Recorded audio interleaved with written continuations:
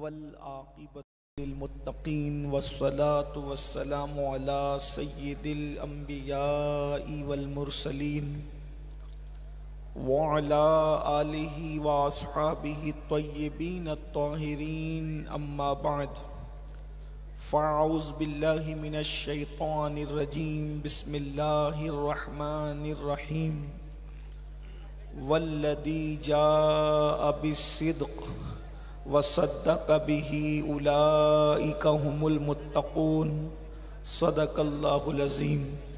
غوث اعظم بمنے بے سر و ساما مددے قبلہ دین مددے کعبہ ایمان مددے انتظار کرم تست من عینی را اے خدا جو و خدا بین و خدا دا مددے بگردہ بے بلا افتادہ کشتی ضعیفانو شکستہ رات پشتی بحق کے خواجہ عثمان ہارون مدد کن یا معین الدین چشتی مدد کن یا معین الدین چشتی مدد کن یا معین الدین چشتی۔ ممبر پر جلوگر پیر طریقت پیر سید دادا باپو صاحب قبلہ قادری مدظ اللہ العالی، برادر اکبر پیر طریقت پیر سید یاسین باپو قادری مدظ اللہ العالی، وہ جمیع عرش مقام سادات کرام باصفا علماء ذوی الاحترام حاضرین محفل پردہ نشین ماؤں اور بہنوں، السلام علیکم ورحمۃ اللہ وبرکاتہ۔ انتہائی احترام و عقیدت کے ساتھ اپنے اور ساری کائنات کے مرکز عقیدت انیس بے کساں چارہ ساز درد منداں، ہم غریبوں کے غم گسار، ہم فقیروں کی ثروت، شہر یار ارم تاجدار حرم نوبہار شفاعت، شب اسرا کی دولہا نوشے بزم جنت، دانائے سبل مولائے کل ختم الرسل، خسرو خوباں سیاح لامکاں وجہ کن فکاں، در اللہ المکنون سر اللہ المخزون عالم ما کانا وما یکون، آب و گل انبیاء جانو دل اصفیاء، مطلع ہر سعادت مقطع ہر سیادت، خلاصہ کائنات فخر موجودات، حضور احمد مجتبی محمد مصطفیٰ، ارواحنا فدا صلی اللہ تعالی علیہ وآلہ وصحبہ وبارک وسلم کی بارگاہ بے کس پناہ میں جس طریقے سے پڑھاؤں بلند آواز سے میرے ساتھ مل کر پڑھیں۔ الصلاۃ والسلام علیک یا رسول اللہ۔ اتنا بڑا مجمع ہے، اپنے آقا پر درود و سلام بلند آواز سے سب پڑھیں۔ الصلاۃ والسلام علیک یا نبی اللہ، الصلاۃ والسلام علیک یا حبیب اللہ، وعلی آلک واصحابک یا نور اللہ، صلی اللہ تعالی علیہ وسلم۔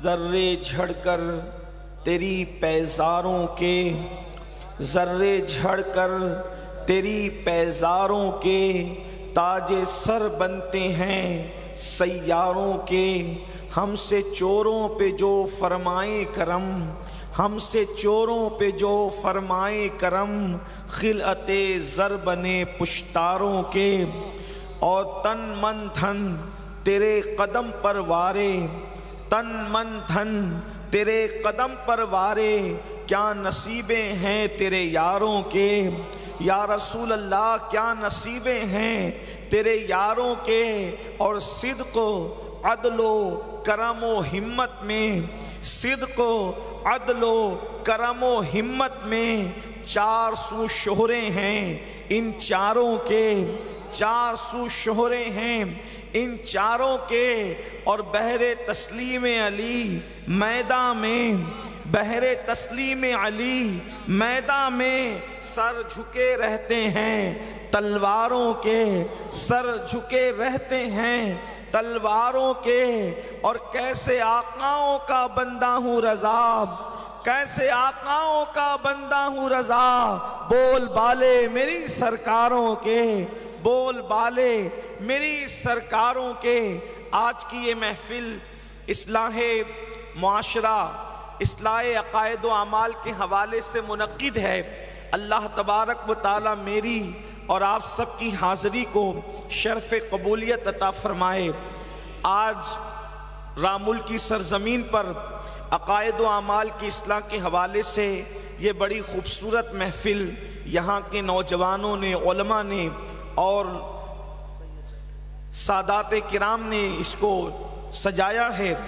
میں اس سے پہلے کہ آپ کے سامنے عنوان سے متعلق کوئی گفتگو کروں، چونکہ آج کا جو دن گزرا ہے ہندوستان کی سرزمین پر، وہ یہاں کی تاریخ کے حساب سے جمادی الاخر کی 22 تاریخ ہے، اور جمادی الاخر کی 22 تاریخ یہ ہم سب کے آقا علیہ الصلوۃ و تسلیم کے سب سے بڑے عاشق اس امت کے، حضور علیہ السلام کی اس امت میں جو سب سے بڑے عاشق رسول گزرے ہیں، افضل البشر بعد الانبیاء بالتحقیق، اصدق الصادقین، سید المتقین، چشم و گوش وزارت رسول، جانشین رسول، خلیفہ اول حضرت سیدنا ابو بکر صدیق رضی اللہ تبارک و تعالیٰ عنہ کے وصال کی تاریخ گزری۔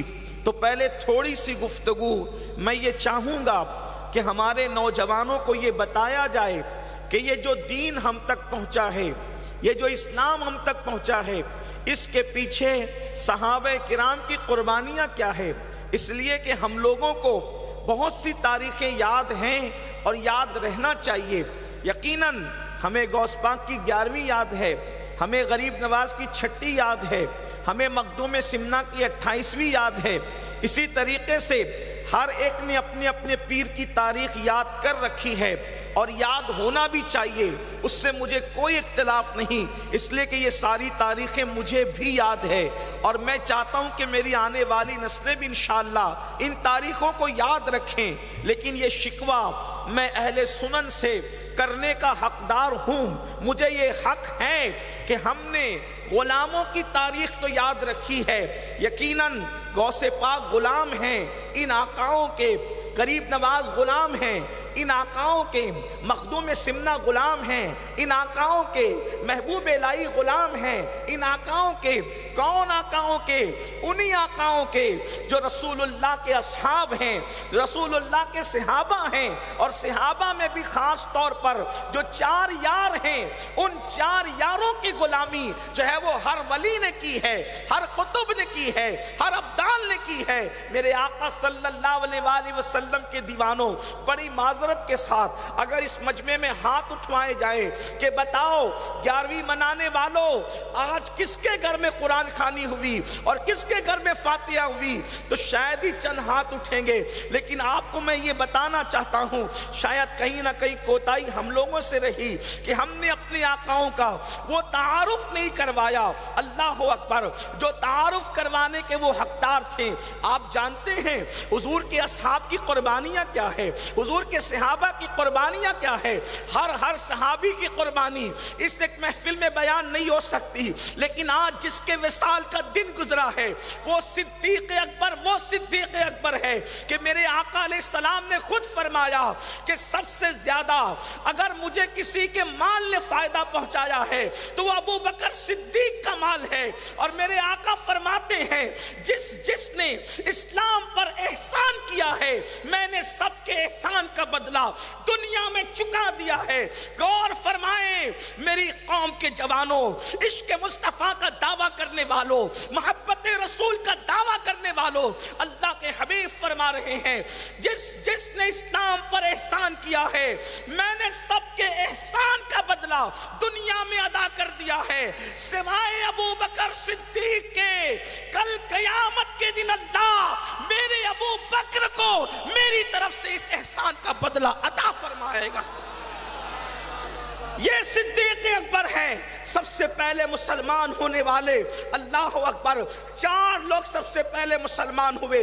عورتوں میں ام المومنین سیدہ خدیجۃ الکبریٰ، بچوں میں مولائے کائنات سید السادات خاتم الولایت مولا علی کرم اللہ تعالی وجہ الکریم، اور مردوں میں آزاد مردوں میں افضل البشر بعد الانبیاء بالتحقیق سیدنا ابو بکر صدیق رضی اللہ تعالیٰ عنہ، اور غلاموں میں حضرت سیدنا زید بن حارثہ رضی اللہ تعالیٰ عنہ.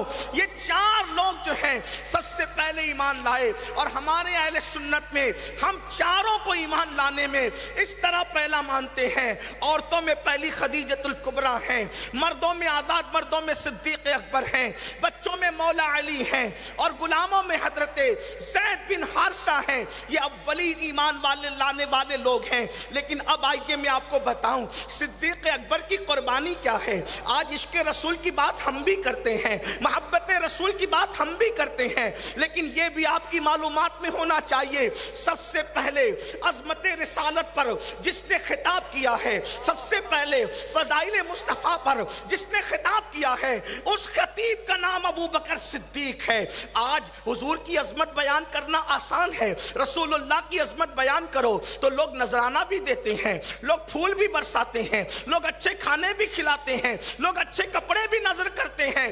جب آج حضور کے نام پر لوگوں کو ٹکڑے مل رہے ہیں تو حضور کی عظمت بیان کرنا آسان ہے. لیکن ابو بکر صدیق نے اس دن رسول اللہ کی عظمت بیان کی تھی جب صدیق اکبر نے پہلی مرتبہ مکۃ المکرمہ کی سرزمین پر مصطفیٰ جان رحمت کو کعبۃ اللہ کے دیوار کے سائے میں کھڑے کر کے اصحاب کے مجمع میں اللہ اکبر مکے کے کافروں کو مخاطب کر کے کہا تھا، لوگوں یہ خاتم النبیین ہے، یہ قائد المرسلین ہے، یہ سید العالمین ہے، اور یہ تمہیں جنت کی طرف بلاتے ہیں اور تم ان سے دشمنی کرتے ہو. تو صدیق اکبر کو بدلے میں کیا ملا تھا؟ صدیق اکبر کو پلٹ کر کیا ملا تھا؟ آج عظمت رسالت بیان کرنے والوں پر لوگ پھول برساتے ہیں، لیکن ابو بکر صدیق وہ با وفا ہیں، وہ با وفا یار ہیں میرے آقا کے، کہ جب انہوں نے حضور کی عظمت بیان کی تھی تو چاروں طرف سے مکے کے مشرکین ابو بکر صدیق پہ ٹوٹ پڑے تھے، اور اتنا مارا تھا کہ صدیق اکبر مار کھاتے کھاتے بے ہوش ہو کر زمین پہ گر پڑے تھے. جب ابو بکر صدیق زمین پہ گر پڑے اس کے باوجود بھی ان ظالموں نے رحم نہیں کیا، اس لیے کہ وہ پتھر کی زمین پہ رہتے تھے. پتھر کی زمین پہ رہتے رہتے ان کے دل بھی پتھر کے ہو گئے تھے، ان کے ہاتھوں میں بھی پتھر تھے، ان کے معبودان باطل بھی پتھر کے تھے. پتھر اور صرف پتھروں کی دنیا وہ جانتے تھے. اتنے سخت ہو گئے تھے، پتھر سے زیادہ سخت ہو گئے تھے. اندازہ تو کریں صدیق اکبر کو اتنا مارا کہ مارتے مارتے صدیق اکبر کو مردہ سمجھ کر وہ چھوڑ کر کے بھاگ گئے. وہ سمجھ رہے تھے ابو بکر مر چکے ہیں، ابو بکر کی روح نکل چکی ہے. صحابہ کرام نے جب دیکھا کہ مکے کے ظالم ابو بکر صدیق پہ ٹوٹ پڑے ہیں، انہوں نے حلقہ بنایا اور مصطفیٰ جان رحمت کو نکال لے گئے اور صدیق اکبر کو بچانے کی کوشش کی گئی، لیکن ہجوم اتنا بڑا تھا کہ کامیابی نہ مل سکی. اب صدیق اکبر کے خاندان والے ابو بکر صدیق کو ان کے گھر اٹھا کر کے لے کر جاتے ہیں، اور صدیق اکبر کو اٹھا کے لے جانے کے بعد ایک بستر پہ لٹا دیتے ہیں. پورا خاندان کھڑا ہے. اللہ اکبر. وہ بھی مسلمان نہیں ہوئے تھے، لیکن خاندانی عصبیت کی وجہ سے، برادری عصبیت کی وجہ سے وہ ابو بکر صدیق کے سرانے کھڑے تھے. اگر ہوش آ جائے تو ہم پوچھیں گے ابو بکر سے کہ ان کا کیا کریں، جنہوں نے آپ کو مارا ہے، جنہوں نے آپ کو پیٹا ہے، جنہوں نے آپ کو تکلیف دی ہے. اور اگر ابو بکر کی روح نکل جائے تو پھر ہم تلوار نکال کر کے ہر ایک سے بدلہ لیں گے ابو بکر کی جان کا. آپ جانتے ہیں 3 دن تک صدیق اکبر کو ہوش نہیں آیا. اپنے ذوق کے مطابق بات کروں تو یہ کہوں، آج عظمت مصطفیٰ پر لوگوں کو نذرانہ یہ ملتا ہے، اور ابو بکر صدیق نے عظمت مصطفیٰ بیان کی تھی تو ان کو مارا گیا تھا، پیٹا گیا تھا، اتنا مارا گیا کہ 3 دن تک بے ہوش رہے. جانتے اس کے بعد کیا ہوا؟ خاندان کے لوگ کھڑے ہیں، اب ہوش آئے گا، تب کب ہوش آئے گا؟ بالآخر 3 دن کے بعد صدیق اکبر کو ہوش آئی گیا، اور جب صدیق اکبر کو ہوش آیا پورا خاندان خوش ہو گیا، اور خوش ہو کر کے پوچھتا ہے ابو بکر کیسے ہو؟ ابو بکر کیسے ہو؟ دیکھو عشق اس کو کہتے ہیں، محبت اس کو کہتے ہیں، عقیدت اس کو کہتے ہیں، پیورٹی اس کو کہتے ہیں، وفا اس کو کہتے ہیں، سچائی اس کو کہتے ہیں، صداقت اس کو کہتے ہیں، مر مٹنے کا جذبہ اس کو کہتے ہیں، فداکاری اس کو کہتے ہیں۔ اللہ اکبر! طبیعت پوچھی جا رہی ہے، 3 دن کے بے ہوش کو ہوش میں آنے کے بعد ابو بکر کیسے ہو؟ تو ابو بکر صدیق جواب دیتے ہیں میری خیریت پوچھنے والوں پہلے یہ بتاؤ کہ میرے آقا کیسے ہیں؟ اگر آقا سلامت ہے تو میرا سب کچھ سلامت۔ واہ! نعرہ تکبیر، نعرہ رسالت، نعرہ تحقیق! واہ! جب یہاں سے نعرہ لگے گا نعرہ تحقیق تو آپ کو سب کو کہنا ہے حق جاریہ۔ کیا کہنا ہے؟ اور جب یہاں سے نعرہ لگے گا مصطفیٰ کا ہم سفر تو آپ کو سب کو کہنا ہے ابو بکر ابو بکر۔ لگائیں ایک بار ذرا نعرہ۔ نعرہ تحقیق، نعرہ تحقیق، نعرہ تحقیق! مصطفیٰ کا ہم سفر، مصطفیٰ کا ہم سفر، مصطفیٰ کا ہم سفر، گلی گلی نگر نگر۔ پورا کروں نعرہ حیدری، نعرہ حیدری! اصل میں ہم دونوں والے ہیں نا، اس لیے جب تک دونوں کا ذکر نہیں ہوتا دل کو چین نہیں ملتا۔ نہ ہم رافضی ہیں نہ ہم خارجی اور ناصبی ہیں، اس لیے ایک کا ذکر کر کے چین نہیں ملتا۔ ہمارے ہاتھ میں تو اللہ نے دونوں کے دامن عطا فرمائے ہیں، ایک ہاتھ میں صحابہ کا دامن ہے اور ایک ہاتھ میں اہل بیت کا دامن ہے۔ اسی لیے ہمارے امام کہتے ہیں اہل سنت کا ہے بیڑا پار، اصحاب حضور نجم ہے اور ناؤ ہے، اطرت رسول اللہ کی۔ اس لیے دونوں کا ذکر کریں اور ساتھ ساتھ کریں، اور لوگوں کو بتائیں نہ ہم ادھر سے ڈنڈی مارتے نہ ادھر سے ڈنڈی مارتے ہیں۔ الحمدللہ اللہ نے ہمیں اعتدال کا مسلک اہل سنت و جماعت عطا فرمایا۔ صدیق اکبر سے خیریت پوچھی گئی تو فرماتے یہ بتاؤ میرے آقا کیسے ہیں؟ وہ سلامت تو سب سلامت۔ خاندان کے لوگ ناراض ہو گئے، یہ دیکھو اس کو، کیونکہ وہ بھی ایمان والے نہیں تھے، ایمان نہیں لائے تھے۔ ابھی تک تو صدیق اکبر کی امی بھی ایمان نہیں لائے تھی۔ اللہ اکبر! ابھی اسلام پھیل رہا تھا، ماں ہوتی ہے، غصے میں آ کر کے سب چلے گئے، ہمیں اس کی جان کی پڑی ہے اور اس کو کسی اور کی جان کی پڑی ہے، اتنی مار کھائی ہے، بے ہوش ہو گیا ہے، اتنی چوٹ آئی ہے، اتنی تکلیف آئی ہے، پھر بھی اسے انہی کی پڑی ہوئی ہے، سب چھوڑ کر چلے گئے لیکن ماں موجود رہی۔ دیکھو ماں تو ماں ہوتی ہے، ماں کسی کی بھی ماں ہوتی ہے۔ صدیق اکبر کی امی نے نہیں چھوڑا، سب چھوڑ کر کے چلے گئے۔ ماں نے کہا بیٹا سب چلے گئے غصے میں آ کر کے، تھوڑا سا دودھ پی لو، 3 دن کچھ کھایا پیا نہیں ہے، تھوڑا سا دودھ پی لو۔ صدیق اکبر کہتے نہیں ماں، جب تک میں اپنے آقا کا چہرہ نہیں دیکھ لوں گا اس وقت تک کہ میں کچھ کھاؤں گا پیوں گا نہیں، سب سے پہلے میرے آقا کی زیارت کرا دو۔ آقا کہاں ہے امی؟ مجھے بتاؤ۔ انہوں نے کہا ابو بکر تیرا آقا کہاں ہے؟ مجھے کچھ بھی نہیں معلوم۔ آپ فرماتے ہیں جاؤ خطاب کی بیٹی ام جمیل کو بلا کر کے لاؤ۔ یہ ام جمیل کون ہے؟ یہ حضرت عمر کی بہن ہے۔ ابھی حضرت عمر کی بہن اللہ اکبر اسلام لا چکی تھی، لیکن ان سے پہلے فاروق اعظم اسلام نہیں لائے تھے۔ اللہ اکبر! یہاں بھی ایک بات عرض کرنا چاہتا ہوں، ذرا توجہ کرنا۔ اللہ اکبر! بات آگے بڑھانے سے پہلے حضرت فاروق اعظم اسلام کب لائے؟ فاروق اعظم کے اسلام لانے کی وجہ کیا بنی؟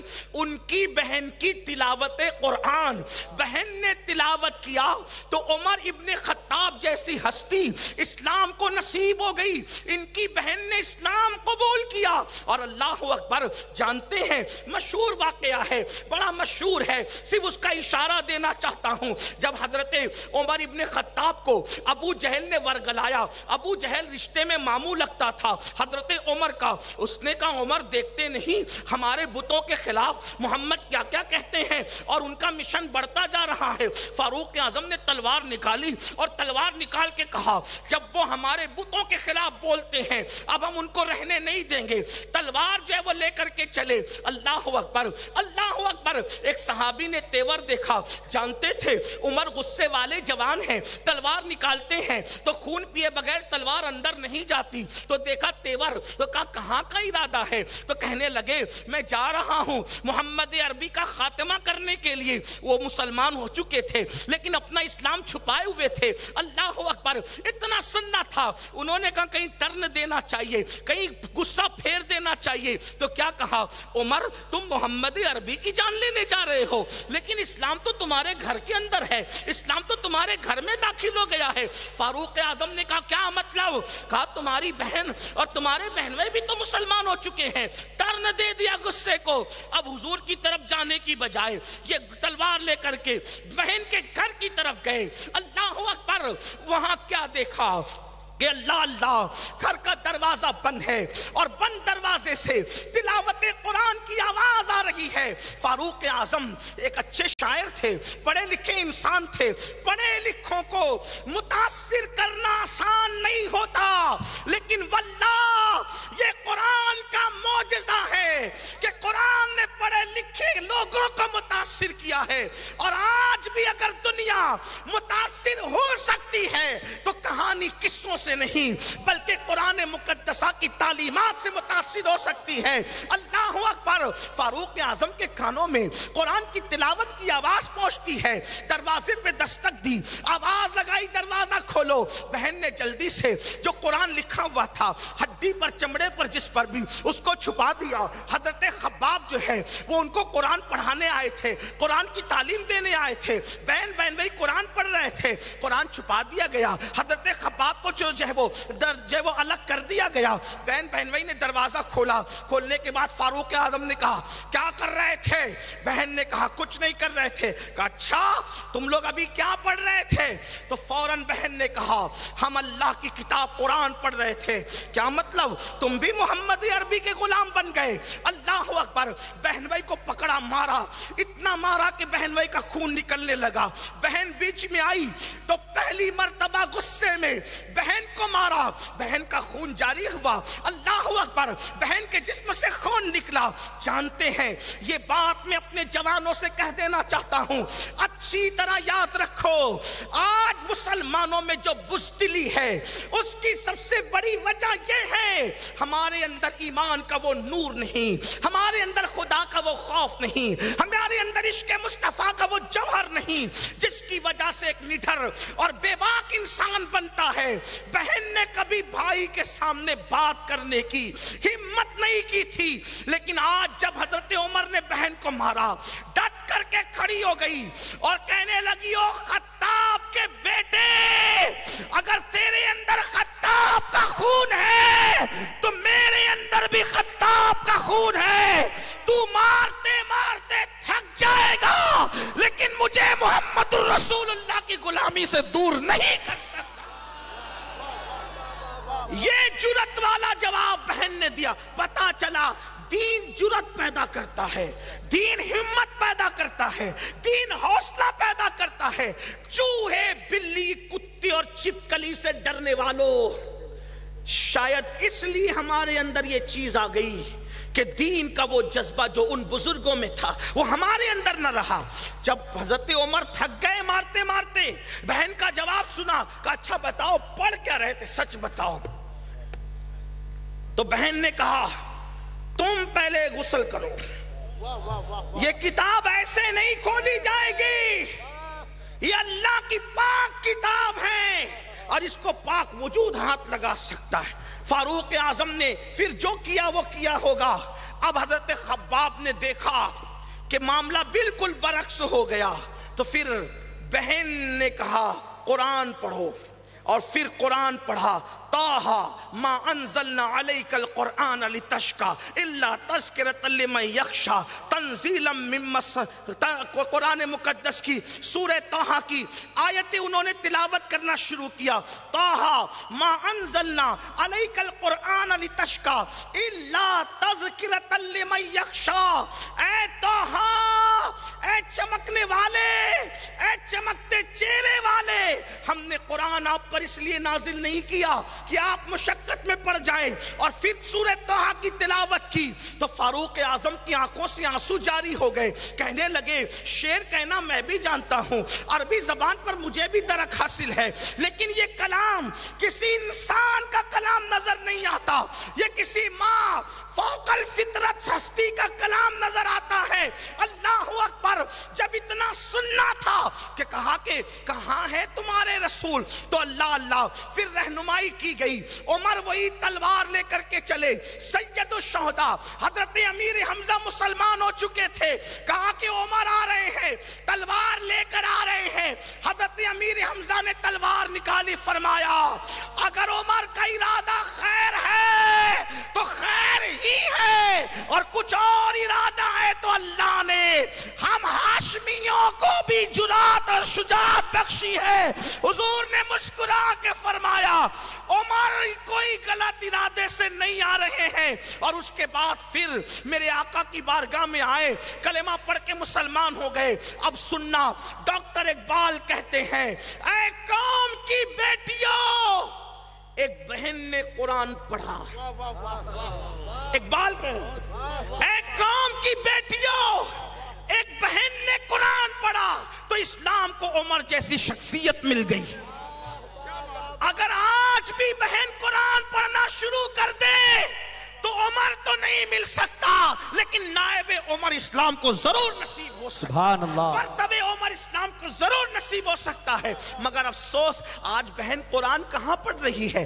آج تو بہن سیریل دیکھ رہی ہے، آج تو بہنیں فلمیں دیکھ رہی ہے، آج تو بہنوں کا یہ حال ہو گیا۔ اب عورتیں بھی جو ہے وہ سگریٹ پی رہی ہے، عورتیں بھی اسموکنگ کر رہی ہے۔ افسوس کا مقام ہے، چلو بھر پانی میں ڈوب جانے کا مقام ہے۔ بے پردگی عام ہے، ننگا پن عام ہے، عریانیت عام ہے۔ اقبال نے ایک صدی پہلے کہا تھا تم تمدن میں نصارا، تم تمدن میں نصارا تو تہذیب میں ہنود، یہ مسلمان ہے جسے دیکھ کے شرمائے یہود۔ اللہ اکبر! کیا ہو گیا؟ وہ مسلم بیٹیاں جس کے تقدس کی بنیاد پر عمر ابن خطاب جیسے لوگ مسلمان ہوتے تھے، آج وہ بیٹیاں ٹی وی سیریلوں میں ڈوب گئی، وہ بیٹیاں فلموں میں ڈوب گئی، دوپٹے گلے میں لٹکا کر مفلر کی شکل کے اندر آج کل کی لڑکیاں بے باک سینہ تان کر کے بازاروں کی زینت بن گئی۔ بھائی کو فکر نہیں، باپ کو فکر نہیں، شوہر کو فکر نہیں۔ پوچھنا چاہتا ہوں، اللہ اکبر! اور میں کہتا ہوں اگر کوئی روکنے والا نہ بھی ہو تو عورتوں کو یہ تو سوچنا چاہیے، اللہ کے رسول غیب داں نبی صلی اللہ علیہ وآلہ وسلم نے فرمایا، کیا فرمایا میرے آقا نے؟ اگر میری مائیں اور بہنیں یہاں موجود ہے، میری مائیں اور بہنیں یہاں موجود ہے، ان کی توجہ چاہتا ہوں۔ اور سب کی فکر کرنے والی میری بہن، ذرا اپنی آخرت کی فکر بھی تو کر، اپنی قبر کی فکر بھی تو کر، اپنی میدان محشر کی فکر بھی تو کر۔ زیور، دنیا کی دولت، دنیا کا مکان، دنیا کا محل، دنیا کی کاریں، دنیا کی سواریاں، ارے ذرا دیکھو تو صحیح کون رہ گیا؟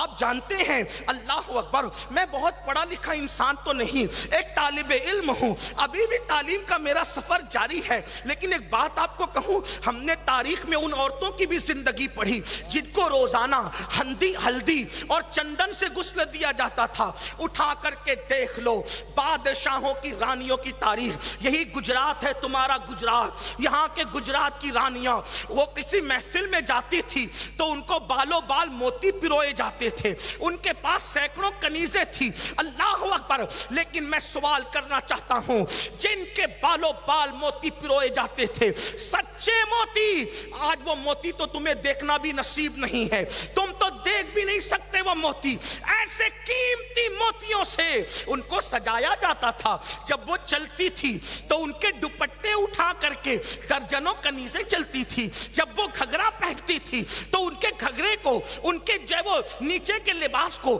مٹی نہ لگ جائے، اس کو اٹھا کر چلنے والی کنیزیں الگ ہوتی تھی۔ وہ کہیں بیٹھتی تھی تو پنکھا چلنے والی کنیزیں الگ ہوتی تھی۔ جب وہ روٹی آتی تھی سامنے تو ٹکڑا کرنے والی کنیز الگ ہوتی تھی، ہاتھ میں اٹھا کے دینے والی کنیز الگ ہوتی تھی۔ مگر سن لو، اتنی عیش میں زندگی گزارنے والی عورتیں جب موت کے منہ میں گئی تو موت کے منہ میں جانے کے بعد ان کی قبروں کا نشان مٹ گیا۔ ڈھونڈو ان کی قبروں کا نشان۔ لیکن یہ بات میں فخر کے ساتھ کہتا ہوں، جنہوں نے ہلدی چندن سے غسل کیا، بالوں بال موتی پروئے گئے، روٹی کے ٹکڑے توڑ کر کے ان کے ہاتھوں سے منہ تک پہنچائے گئے۔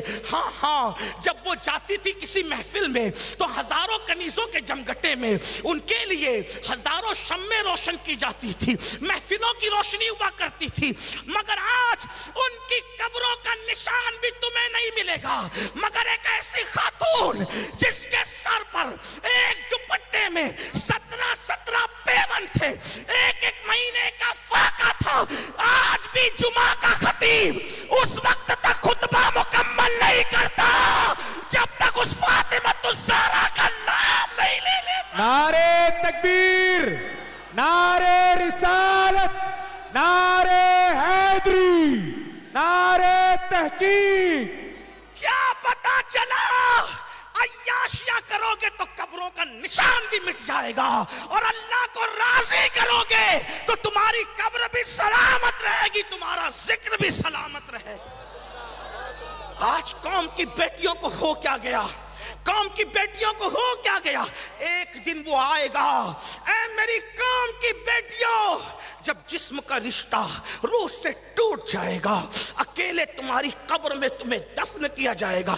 آج دوپٹوں کو مفلر بنایا، باریک پتلے لباس فیشن بن گئے۔ آؤ آپ کو بتاؤں، اللہ اکبر، میرے آقا صلی اللہ علیہ وآلہ وسلم کی کنیزوں سے میں پوچھنا چاہتا ہوں، ایمان کہاں گیا؟ غیرت کہاں گئی؟ آئیے ایک بڑا خوبصورت واقعہ یاد آیا میرے آقا کی مدد سے۔ کیا واقعہ ہے؟ ایک خاتون ہے، ایک صحابیہ ہے، ان کو مرگی کا مرض ہے۔ مرگی کو آپ کیا کہیں گے؟ مرگی کا مرض۔ جو مرگی جانتے ہیں وہ جانتے، جو نہیں جانتے ان کو بتاؤں، اللہ کسی کو یہ مرض نہ دے۔ جب مرگی آتی ہے نا، مرگی، تو آدمی جہاں ہوگا وہی تڑپ کر بے ہوش ہو کے زمین پہ گر پڑتا، ہاتھ پیر ٹیڑے ہوتے ہیں، منہ سے پھینس نکلتا ہے، بڑی عجیب کیفیت، اس کو اپنے آپ کا ہوش نہیں رہتا۔ ایک صحابیہ کو مرگی کا مرض، بارگاہ رسالت میں آئی، آقا مجھے مرگی کا مرض، میری بیماری دور کر دے۔ اللہ کے رسول نے فرمایا، بیماری انسان کو جنت میں لے جاتی ہے، اللہ نے بیماری دی ہے، اگر تم صبر کرو گی جنت میں جاؤ گی۔ انہوں نے عرض کی، آقا میں بیماری سے شفا نہیں مانگ رہی ہوں، میری بہنوں کی توجہ، میں بیماری سے اس لیے شفا نہیں مانگ رہی ہوں کہ مجھے تکلیف اٹھانا نہیں، میں تو اللہ کی رضا میں راضی ہوں۔ پھر کیوں شفا چاہتی ہو؟ کہا حضور جب میں بیمار پڑتی ہوں مرگی میں، مجھے ہوش نہیں رہتا تو میرا دوپٹہ گر جاتا ہوگا، بے پردگی ہوتی ہوگی، جہاں مردوں کی نظر نہیں پڑنا چاہیے وہاں مردوں کی نظر پڑتی ہوگی، تو آقا بس میں اتنا چاہتی ہوں، ٹھیک ہے مرگی آتی رہے، لیکن مرگی کا جب مجھے دورہ پڑے تو اللہ مجھے اتنا ہوش دے کہ میرا دوپٹہ وہیں رہے جہاں میں رکھنا چاہتی ہوں، تاکہ میرے جسم پر کسی مرد کی نظر نہ پڑے۔ اب میں پوچھنا چاہتا ہوں، اے خاتون جنت کی کنیزوں، وہ تو مرگی کے مرض میں بھی سر سے دوپٹہ اتار نہیں سک رہی ہے، وہ تو مرگی کے مرض میں بھی سر پہ دوپٹہ رکھنا چاہتی ہے، پردے کی پابندی کرنا چاہتی ہے۔ قوم کی بیٹیوں کو کیا ہوا؟ آج ہماری بیٹیاں سگریٹ پیے گی، آج ہماری بیٹیاں حقہ پیے گی، آج ہماری بیٹیاں جنس پہنے گی، اور تمہاری تمہاری مسلمانوں غیرت کہاں گئی؟ مسلمان ہونے کا تو لحاظ کرو، کلمہ پڑھنے کا تو لحاظ کرو۔ اللہ اکبر، سالن میں نمک زیادہ ہونے پر جب بیوی کو 4 مکے مار سکتے ہو تو بے پردگی کی بنیاد پہ ان پہ سختی نہیں کر سکتے، ورنہ دیوسوں میں نام لکھ دیا جائے گا، دیوسوں میں نام لکھ دیا جائے گا۔ جس گھر کی عورت بے پردہ گھومے اور اس گھر کے مرد نہ روکے، آقا فرماتے وہ دیوس ہے، دیوس۔ اللہ نے اس پر جنت کی خوشبو حرام کی ہے، اللہ نہ اس کی دعا قبول کرتا ہے، نہ اس کی نمازیں قبول کرتا ہے، نہ اس کا حج قبول ہوتا ہے، نہ اس کے عمرہ قبول ہوتے ہیں۔ پوچھنا یہ چاہتا ہوں، اللہ اکبر، کل تک مسلمان بیٹیوں کے بارے میں کتنے باغیرت تھے۔ پڑوس میں بیٹی پلتی تھی، پڑوسی کو نہیں معلوم ہوتا تھا کہ بیٹی جوان ہو گئی یا بچی ہے۔ اور آج ہماری بچیوں کا کیا حال؟ میں یہ نہیں کہتا ہر گھر کا یہ حال ہے، یہ نہیں کہتا، لیکن کتنا دور جاؤ گے اسلام سے۔ آج کہتے ہو بیٹیاں غیروں کے ساتھ بھاگ رہی ہے، میں کہتا ہوں کہ آج سے 50 سال پہلے بھی ایسے ہی تھا۔ جب تک ہماری بیٹیاں پردے کی پابند تھی، کبھی کسی نے لے کر بھاگنے کی جرت نہیں کی، اس لیے کہ جب کسی نے دیکھا ہی نہیں تو پھر لے کر کے جانے کا سوال کیسے پیدا ہوتا ہے؟ اللہ اکبر، آج تو دیور کے ساتھ ہنسی مذاق ہے، آج تو بہنوئی کے ساتھ ہنسی مذاق ہے۔ آپ کے یہاں کیا ماحول ہے مجھے نہیں پتا، لیکن اکثر ہندوستان میں دیور بھاوج کے رشتے کو ہنسی مذاق کا رشتہ سمجھا جاتا ہے، اکثر سالی بہنوئی کے رشتے کو دیور جو وہ مذاق کا رشتہ سمجھا جاتا ہے۔ ہمارے یہاں کوئی بہنوئی اور سالی کا رشتہ مذاق کا رشتہ نہیں ہے، ہمارے یہاں ہر رشتہ تقدس کا رشتہ ہے، ہمارے یہاں ہر رشتہ پرہیزگاری کا رشتہ ہے۔ اللہ اکبر، سن لو ہمارے یہاں پردے کا معیار کیا ہے۔ چچا زاد بھائی سے بھی پردہ فرض ہے، ماموں زاد بھائی سے بھی پردہ فرض ہے، خالہ زاد بھائی سے بھی پردہ فرض ہے، پھوپھی زاد بھائی سے بھی پردہ فرض ہے، بہنوئی سے بھی پردہ فرض ہے، دیور سے بھی پردہ فرض ہے۔ اتنا پردہ تو ضرور کرنا ہوگا، کم سے کم قرآن نے جتنے پردے کی تعلیم دی ہے۔ آپ سے پوچھنا چاہتا ہوں کہاں گیا وہ جذبہ، کہاں گئی وہ فکر؟ اور جب رات رکھنا پردے کی چھٹی ہوگی تو پھر خون کے آنسو رونا پڑے گا۔ اور اگر ہندوستان میں رہتے ہو، میں تو ہندوستان کے ہر بھارتی سے کہنا چاہتا ہوں، اگر آپ کو پردے سے کوئی تکلیف ہے تو آپ اپنے مذہب کی تعلیم ہی دیکھ لو۔ عیسائی حضرت مریم کا پردہ دیکھ لے، عیسائی چلے سیدہ فاطمہ کو نہیں مانتے، حضرت مریم کو تو مانتے ہیں نا۔ مریم کا پردہ دیکھ لیں، حضرت مریم کو 2 مردوں کے سوا کسی تیسرے مرد نے نہیں دیکھا۔ ایک حضرت زکریا جو ان کے خالو تھے، ایک حضرت یحییٰ جو ان کے بھانجے تھے۔ بھانجے اور خالو کے سوا 2 مردوں کے سوا، یہ میں بہت احتیاط کے ساتھ پیش کر رہا ہوں، نہیں دیکھا۔ آپ سے پوچھتا ہوں، عیسائی دیکھیں نا، حضرت مریم کو دیکھیں۔ اگر ہندوستان کے ہندو دیکھنا چاہتے ہیں تو سیتا کا پردہ دیکھیں، سیتا کے پردے پہ توجہ کریں، وہ بھی ایک پردے میں رہنے والی عورت۔ اور میں تو یہ کہتا ہوں ہر مذہب میں کسی نہ کسی اعتبار سے پردہ موجود ہے۔ یہ قصہ کہاں تک سچ ہے مجھے نہیں پتا، لیکن ہم نے اپنے بڑوں سے سنا کہ جب سیتا کی تلاش میں رام نکلے اور نکلنے کے بعد اپنے چھوٹے بھائی کو لے کر کے جب سیتا تلاش کرنے کے لیے نکلے، کان کی بالیاں ملی، سیتا کے جو دیور تھے وہ پہچان نہ سکے بالیاں کس کی ہے، ہار ملا پہچان نہ سکے۔ بالآخر میں یہ قصہ کہہ رہا ہوں، کہاں تک کہنے والوں نے انصاف کیا ہے میں اس پر کوئی بات نہیں کر رہا ہوں، لیکن بات آئیے تو عرض کر رہا ہوں۔ لیکن لکھنے والوں نے لکھا جب سیتا کا پازیب ملا تو رام کے بھائی نے کہا بھیا دیکھو یہ بھابھی کا پازیب ہے۔ ان سے پوچھا گیا کان کی بالیاں تم نے نہیں پہچانی، ہار تم نے نہیں پہچانا، پازیب تم نے کیسے پہچانا؟ تو رام کے بھائی کہتے ہیں بھیا میں نے بھابھی کے پیروں کے سوا ان کے جسم کا کوئی حصہ نہیں دیکھا، اس لیے مجھے پتا نہیں کہ وہ کیسا زیور پہنتی تھی۔ یہ ہمارے ہندوستان کی داستان ہے۔ مطلب ہر مذہب میں پردہ ہے، جیسے ہر مذہب محبت کی تعلیم دیتا ہے کسی نہ کسی اعتبار سے، ویسے ہر مذہب نے جہاں بھی تھوڑی سی غیرت ہے وہاں پردے کی تعلیم ضرور ہے۔ یہ تو بے پردگی انگریز لے کر کے آئے۔ میں کہنا چاہتا ہوں آپ سے یہ کیسی انگریزوں کی دشمنی ہے؟ انگریزوں کو تو بھگا دیا، اس کی تہذیب کے غلام کیوں بنے ہو؟ اگر سچی آزادی چاہتے ہو تو ان تن کے گورے من کے کالے انگریزوں سے نفرت ہے تو ان کے ننگے پن سے بھی نفرت کرو، ان کی بے پردگی کی تہذیب سے بھی نفرت کرو، اور ہندوستان کی تہذیب کو زندہ کرو جس کو گنگا جمنی تہذیب کہتے ہیں۔ میری مراد یہ، اس گنگا جمنی تہذیب سے مراد یہ جس میں محبت ہو، جس میں مروت ہو، جس میں عورت کا احترام ہو، جس میں عورت کا تقدس ہو، جس میں عورت کے ساتھ جو ہے وہ احسان کا انداز ہو۔ جانتے ہیں یہ کیفیت ہے، اللہ اکبر۔ مگر حال تو یہ ہو گیا، مجھے یاد آتی ہے بہت سی باتیں، لیکن میرا عنوان سے میں بہت دور نہ چلا جاؤں۔ عرض یہ کر رہا تھا کہ آج عورتیں بے پردہ گھوم رہی ہے، مٹک مٹک کر چلنے والی عورتوں کے لیے اللہ کے رسول نے کیا فرمایا؟ جن کے گھر کی عورتیں نہیں آئی ہے وہ اپنے گھر جا کے یہ بات سنانا۔ کبھی کبھی عورتیں مجھے سمجھتی ہیں کہ میں ان کا دشمن ہوں، میں ابھی تک سمجھ نہیں پایا کہ میں دوست کس کا ہوں۔ میرے ایک دوست مجھ سے کہہ رہے تھے آپ ہمارے یہاں یو پی میں پہلی بار آئے، تو میں نے کہا کہ امین القادری آئے ہیں، تو ایک چھوٹی سی 10 سال کی لڑکی نے کہا وہی سید صاحب جو عورتوں کا دشمن ہے، وہ عورتوں کے خلاف تقریر کرتے ہیں۔ میں ہنس پڑا، میں نے کہا میری بچی دوست سمجھ یا دشمن سمجھ، لیکن نشتر جو لگاتا ہے وہ دشمن نہیں ہوتا۔ ابھی تک میں فرق نہیں کر پایا یا میں سمجھ نہیں پایا کہ میں دوست کس کس کا ہوں اور دشمن کس کس کا، لیکن میں اپنے تئیں اتنا سمجھتا ہوں کہ میں سب کا دوست ہوں، باقی مجھے جو چاہے سمجھ لے، اس لیے کہ سب کے سمجھنے کے الگ الگ انداز ہے۔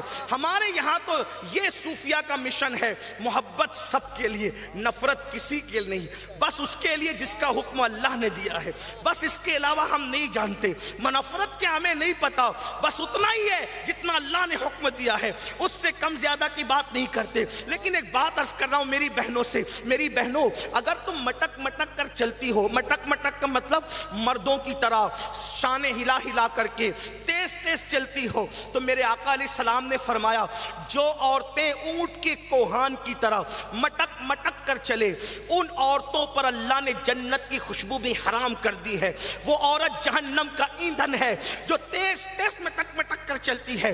ام المومنین سیدہ عائشہ صدیقہ رضی اللہ تعالیٰ عنہ فرماتی ہیں جب اللہ کے رسول نے فرمایا اے مدینے کی عورتوں بیچ رستے میں نہ چلا کرنا، کنارے سے چلو، عورتوں کو کنارے سے چلنا چاہیے، تو ام المومنین سیدہ عائشہ فرماتی ہیں مدینے کی عورتیں اتنے کنارے سے چلنے لگی کہ ان کے دوپٹے اور ان کے کپڑے دیوار اور درختوں سے الجھ جایا کرتے تھے۔ یہ حالت تھی۔ ایک مرتبہ ام المومنین سیدہ عائشہ صدیقہ کو کسی نے دیکھا کہ وہ مطاف کے بالکل کنارے سے طواف کر رہی ہے۔ وہ کسی نے کہا امی جان کیا تمہیں کعبے کے قریب سے طواف کرنے کی فضیلت نہیں معلوم؟ آپ تو حضور کی ڈائریکٹ شاگردہ ہیں، حضور سے وہ کچھ پوچھ لیتی ہیں جو کوئی نہیں پوچھ پاتا۔ مفتی 4 ملت کہا گیا عائشہ صدیقہ کو، اللہ اکبر، حریم برات کا صدیقہ کو، صدیق اکبر کی شہزادی کو، فرمایا کعبے کے قریب سے طواف کرنا افضل ہے، آپ اتنے کنارے سے کر رہی ہے۔ تو صدیقہ بنت صدیق یعنی حضرت عائشہ فرماتی ہیں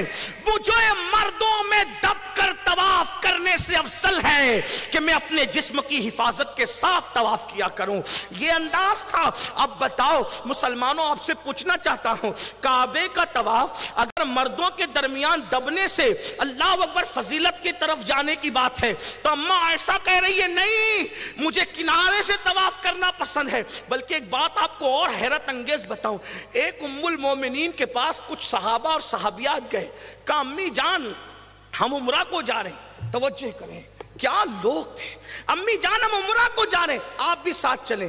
فرمایا میں نے رسول اللہ کے ساتھ حج بھی کر لیا ہے اور عمرہ بھی کر لیا ہے، اور اب میرے لیے حکم یہ ہے وَقَرْنَا فِي بُيُوتِكُنَّ کہ تم اپنے گھروں میں بیٹھی رہو، حج عمرہ میں نے ادا کر لیا ہے، اب میں کہیں گھر سے باہر نکل کر نہیں جاؤں گی، کیونکہ اللہ کا حکم ہے گھر میں بیٹھنا میرے لیے نفلی عمرہ سے بہتر ہے کہ میں گھر میں بیٹھوں۔ آپ اندازہ فرمائے نفلی عمرہ کے لیے نہیں جا رہی ہے گھر سے نکل کر، اور ہمارے گھر کی، ابھی میں اس پہ کوئی فقہی مسئلہ بیان نہیں کر رہا ہوں کہ کتنا جائز ہے کتنا ناجائز ہے، ورنہ آپ مناظرے موبائلے کے دروازے نہ کھول دینا، اس لیے کہ میں صرف ایک ناصح کی حیثیت سے بات کر رہا ہوں، روایت پڑھ رہا ہوں۔ اللہ اکبر، وہ نفلی عمرہ پر ترجیح دے رہی ہے گھر میں بیٹھنے کو، اور آج میری بہنیں میک اپ کر کے ولیمے میں، میری بہنیں میک اپ کر کے بازاروں میں، بلکہ اتنی بے باک ہیں مرد اگر آ رہا ہو تو مردوں کو رکنا پڑے، عورت نہیں رکتی۔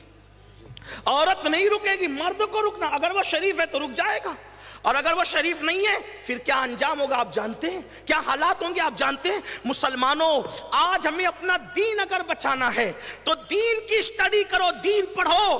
دین صرف معجزات دکھا کر اور کرامتیں دکھا کر نہیں پھیلا ہے، دین رسول اللہ کی محنتوں کی وجہ سے معجزات برحق ہیں، کرامتیں برحق ہیں، لیکن حضور علیہ السلام کی محنتیں ہیں۔ یاد کرو شعب ابی طالب کی محنتیں، یاد کرو پیٹ پہ پتھر باندھنے کی محنتیں، یاد کرو 3 مہینے تک رسول اللہ کے گھر میں چولہا نہ جلنے کی محنتیں، یاد کرو حضور کے گھر کی خواتین کا پیٹ پہ پتھر باندھنا، یہ سب کچھ بھول گئے، اور آج یہودیوں کے طریقے پر، نصارہ کے طریقے پر، انگریزوں کے طریقے پر، مشرکین کے طریقے پہ چل رہے ہو۔ گھر کی عورتیں اگر جنس پہنے، ٹراؤزر پہنے، شارٹ شرٹ پہنے، کوئی ماتھے پہ شکن نہیں، ایک دن موت ہے موت۔ گھر میں پردے کو رائج کرو، ورنہ آنے والا دور بڑا بھیانک ہوگا۔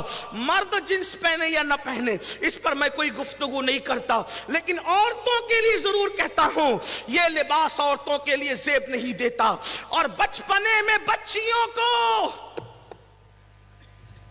ٹی شرٹ اور جینس بچپنے میں مت پہناؤ۔ کہا مولانا بچی ہے، میں نے کہا یہی تو مسئلہ ہے۔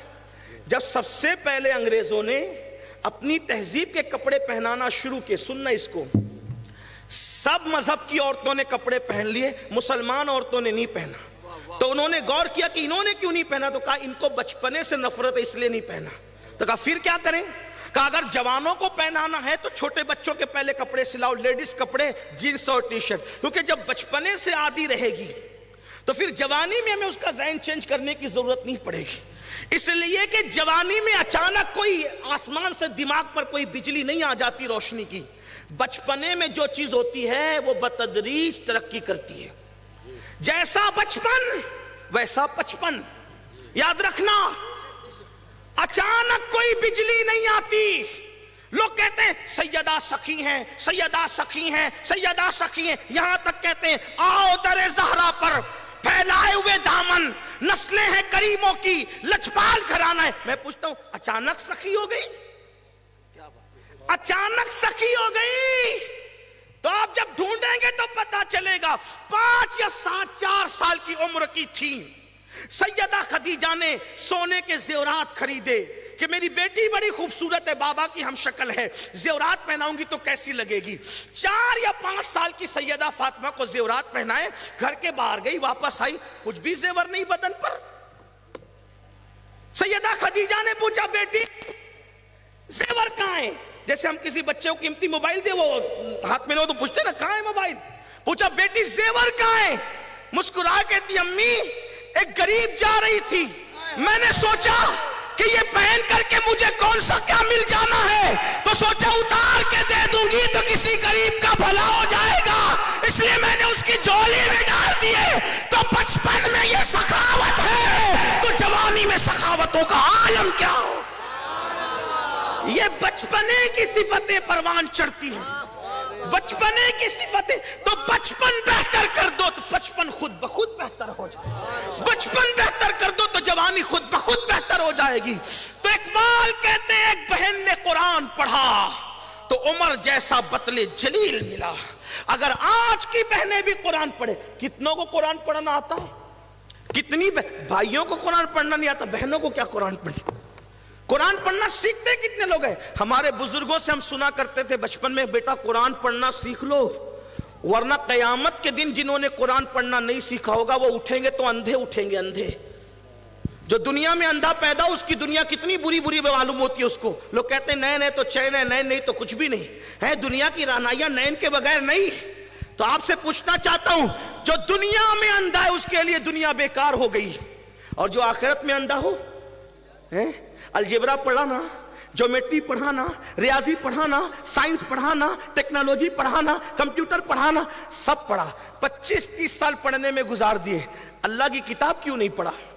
ہم مولانا ٹائم نہیں، تو اللہ کے لیے ٹائم نہیں؟ جس اللہ نے زندگی دی، قرآن پڑھ لو، قرآن سیکھ لو، لیکن یہ بھی یاد رکھنا اس جلسے سے اٹھنے سے پہلے عہد کرو رمضان شریف تک قرآن سیکھ لوں گا، لیکن سیکھوں گا کس کے پاس؟ یہ بھی ایک بڑا مسئلہ ہے، سیکھوں گا کس کے پاس؟ ہمارے بزرگوں نے فرمایا جس سے علم لو پہلے اس کا عقیدہ دیکھو، جس سے علم لو پہلے اس کا عقیدہ دیکھو. ہر ایرے گہرے سے علم مت لینا ورنہ قرآن سکھا دے گا اور صاحب قرآن کا عشق چھین لے گا. ہمیں وہ قرآن نہیں پڑھنا جس میں قرآن کے الفاظ تو ہو لیکن عشق کی چاشنی نہ ہو. ہمیں وہ قرآن پڑھنا ہے کہ ادھر زبان سے قرآن نکل رہا ہو اور دل میں عشق مصطفیٰ کا چراغ روشن ہو رہا. قرآن سیکھو عاشق رسول سے، قرآن سیکھو عاشق رسول سے، قرآن سیکھو ولیوں کے غلام سے، قرآن سیکھو صحابہ کے غلام سے، قرآن سیکھو اہل بیت کے غلام سے، قرآن سیکھو علماء حق علماء اہل سنت سے سیکھو. بات دور نکل گئی، دور چلے گئے ہم. عرض یہ کر رہا تھا بہنیں قرآن پڑھیں، بھائی مسلمان ہوں گے، بھائی سنوریں گے، بھائی سدھریں گے. اور اگر بہنیں قرآن کے قریب نہیں آئی دیکھ لیں انجام کیا ہو رہا ہے. اس لیے میں کہتا ہوں پردے کو لازم کرو، عورتیں دین پہ عمل کریں. ایک انگریز مفکر نے کہا تھا مجھے اچھی مائیں دے دو. انگریز مفکر کہتا ہے مجھے اچھی مائیں دے دو میں تمہیں اچھی قوم دوں گا. انگریز نے بولا لیکن بات اچھی بولا کیوں؟ اگر بی بی زلیخا جیسی ماں ہوگی نظام الدین اولیاء جیسا بیٹا تو ملنا ہی ملنا ہے.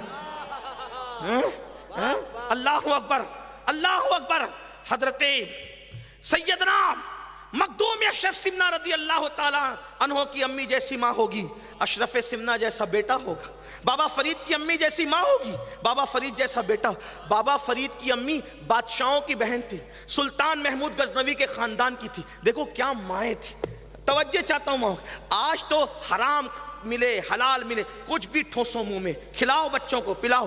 حرام کھلا کے پال رہے ہو نہ تمہارے وفادار ہوں گے نہ تمہارے مذہب کے وفادار ہوں. حرام لقمہ بڑا خطرناک اور گندا ہے، یاد رکھنا. حلال کھلاؤ. حضرت بابا فرید کی امی کو ان کے جو بھائی محمود غزنوی کے خاندان کے لوگ تھے انہوں نے کہا بہن تو بیوہ ہو گئی جوانی میں، ہم تیری مدد کرنا چاہتے ہیں. تو کیا کہا بابا فرید کی امی نے پتہ ہے؟ ارے تم بادشاہ لوگ ہو، تمہارے پاس حلال حرام کی کوئی تمیز نہیں ہے. میں اپنے بچے کو مشکوک لقمہ کھلا کر کے بگاڑنا نہیں چاہتی. میں اپنے بچے کو فاقہ تو کراؤں گی، میں اپنے بچے کو چرخہ کاٹ کر کے تو حلال کما کر کے کھلاؤں گی لیکن تمہارا مشکوک لقمہ نہیں کھلا سکتی. اور جانتے ہیں بابا فرید کی امی، بابا فرید کہتے ہیں جب میں بھوکے پیٹ ماں کے پاس آتا کہتا امی کچھ کھلا دو تو مجھے میرے منہ میں لکڑی کا ٹکڑا ڈال کر کہتی بیٹا یہ تھوڑی دیر کے ڈال لے ہو سکتا تجھے صبر مل جائے. میری ماں نے میرے منہ میں کبھی حرام تو حرام مشکوک ڈاؤٹ فل لقمہ جانے نہیں دیا. یہ میری امی کے تقوی کی برکت ہے کہ میں ابھی بابا قطب سے مرید بھی نہیں ہوا تھا تب سے مجھ سے کرامتوں کا صدور شروع ہو گیا. کیسے آپ بتاتا ہوں، آپ سن لے ذرا. کیسے بابا فرید مرید ہونے کے لیے حضرت خواجہ شہاب الدین عمر سہروردی کی خانقاہ میں گئے. آپ پہ ٹھنڈی کا کوئی اثر تو نہیں لگ رہا ہے؟ میں بات کر سکتا ہوں نا؟ ہاں تھکنا تو مجھے اشارہ کرنا. اشارہ کرنے کا خوبصورت طریقہ یہ ہے کہ آپ سبحان اللہ بولنا بند کر دینا، میں سمجھ جاؤں گا آپ تھک گئے. ٹھیک ہے؟ ہاں بس یہ ایک اشارہ ہوگا تاکہ میری عزت بھی بچ جائے اور آپ کی آبرو بھی رہ جائے، ہے نا؟ ایک دوسرے کی آبرو رکھنا تو ہوگی.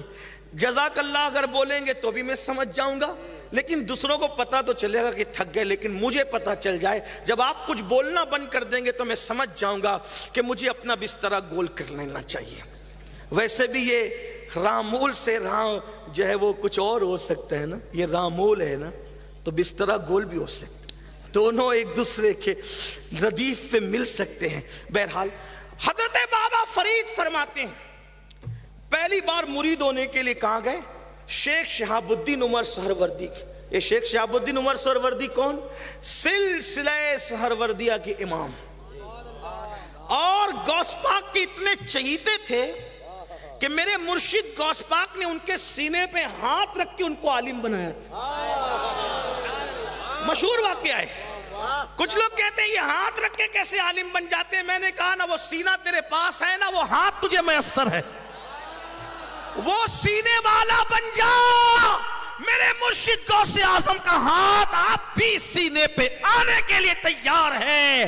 ہم تو مائل بکرم ہیں، کوئی سائل ہی نہیں، راہ دکھلائے کسے راہ روے منزل ہی نہیں. سرکار شہاب الدین سہروردی کے سینے پہ ہاتھ پھیرا، کہتے ہیں میں عالم بن گیا، اور پھر کہا تھا شہاب الدین اب تجھ جیسا ولی قیامت تک عراق کی سرزمین میں کبھی پیدا نہیں ہوگا۔ ان کی شہرت سن کر بابا فرید گئے۔ مجھے بابا فرید یوں تو ہر ولی سے بہت پیار ہے، ولایت کی کائنات میں جن سے بہت زیادہ مجھے گویا کہ جنون کی حد تک پیار ہے، ان میں ولیوں میں پہلے نمبر پہ میرے مرشد غوث اعظم، غریب نواز، محبوب الہی بابا فرید صابر پاک۔ یہ چند ایسے نام ہیں، اور بھی ہیں، سب کے نام ابھی گناؤں تو ایک تسبیح چاہیے، لیکن بابا فرید وہ ہیں جن کو غریب نواز نے کہا تھا یہ شہباز ہے، شہباز، ولیوں کی دنیا کا شہباز ہے۔ یہ ایسے پرندوں کی دنیا میں جو باز ہوتا ہے نا، وہ سردار ہوتا ہے پرندوں کا، اگر یہ شہباز ہے، بہت خوبصورت تھے۔ اور بابا فرید تھے فاروق اعظم کی نسل سے، ہاں فاروقی ہیں آپ، باپ کی طرف سے فاروقی ہیں اور ماں کی طرف سے محمود غزنوی کے خاندان سے نسبت ہے، یعنی ادھر سے بھی بادشاہت ہے اور ادھر سے بھی بادشاہ، ننیال بھی بادشاہوں کا ہے، ددیحال بھی بادشاہوں کا ہے، اور وہ میرا بادشاہ بابا فرید ہے۔ ہاں تو بابا فرید مرید ہونے کے لیے گئے کہاں؟ شیخ شہاب الدین عمر سہروردی کے پاس، ان کی خانقاہ میں پہنچے۔ توجہ کرنا، خانقاہ میں گئے تو کھانے کا ٹائم تھا۔ یہ سب باتیں ہم اس لیے لوگوں کو، نوجوانوں کو بتاتے ہیں کہ جانو تم نام لیوا کن لوگوں کے ہو۔ پتھر مٹی والوں کا تم سے کوئی تعلق نہیں، نہ تمہارا ان سے کوئی تعلق ہے۔ تم زندہ قوم ہو، زندہ قوم، زندہ نبی، زندہ خدا، زندہ کتاب، زندہ شریعت، زندہ مذہب، زندہ مسلک، زندہ اولیاء کے ماننے والے، زندہ قوم ہو، اس لیے زندہ دلی کے ساتھ زندہ رہو۔ یہ کیا موبائل کے اوپر بیعت کر لی ہے؟ یہ کیا موبائل کے نام پہ بیعت کر لی ہے؟ او موبائل کے مریدوں، او انٹرنیٹ کے متوالوں، موبائل کی مریدی کے زنار کو توڑ، انٹرنیٹ کے جنگل سے نکل اور آؤ ان زندہ دلوں کی خانقاہوں میں جن کی نظر سے پتھر بھی ہیرے جواہرات کے لیے رشک بن جاتے ہیں۔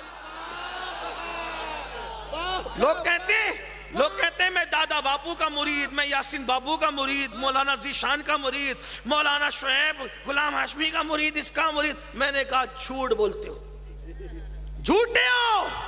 پھر میرے پاس آ کہتے ہیں کہ آپ بھی مرید کرو۔ میں نے کہا ان کو کیا مرید کرنا جنہوں نے اللہ سے وفا نہ کی؟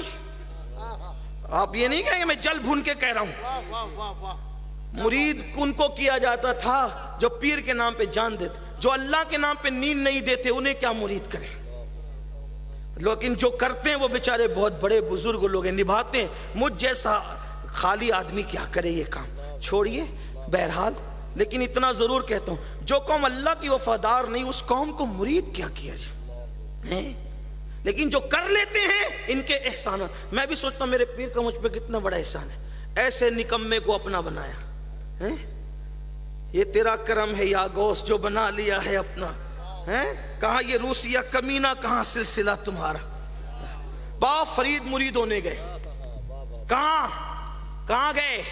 خانقاہ سہروردیہ میں۔ وہاں پہنچے، کھانے کا وقت تھا، توجہ، دسترخوان لگا۔ اچھا خانقاہی لوگ کبھی اکیلے نہیں کھاتے ہیں، یہ یاد رکھ۔